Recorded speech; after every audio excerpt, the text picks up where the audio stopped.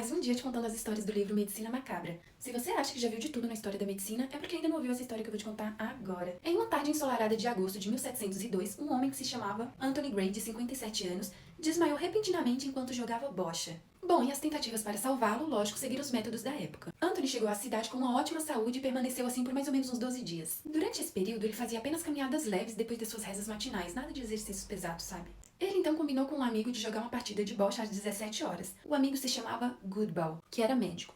Guarde essa informação, tá? O doutor então chegou no local certo e aí ele viu que o conde estava jogando com outros amigos também. Eles conversaram um pouquinho e o doutor foi para outra área do campo.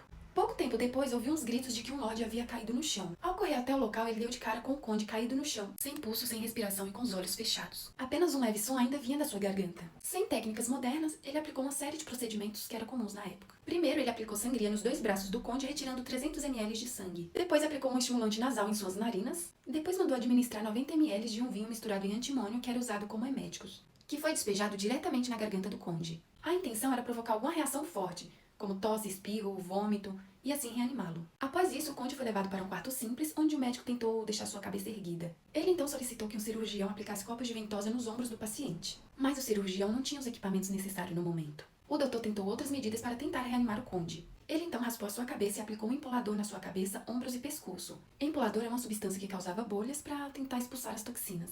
Deu também um xarope de espinheiro, que era um laxante. Um outro médico sugeriu administrar julep, que era uma infusão de ervas. E mesmo assim, sem sinais de vidas, um terceiro médico sugeriu encostar uma frigideira quente na cabeça do conde. Meu Deus. Sem sucesso nas tentativas de reanimação, o bispo então foi dar notícia para a filha do falecido, que desesperada quis ver o pai imediatamente.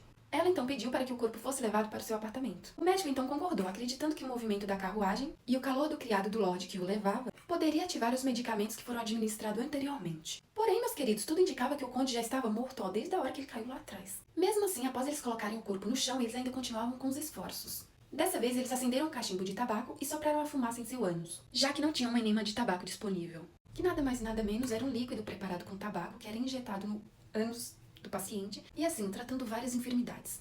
Bom, eu sei que parece meio bizarro, mas essa técnica era muito utilizada na época e principalmente em casos de afogamento.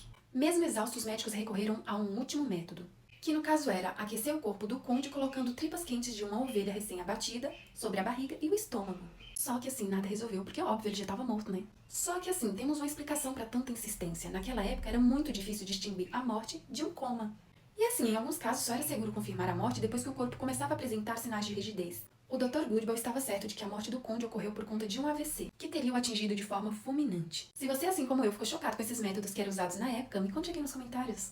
Ai, já me segue para não perder nada. Tchau!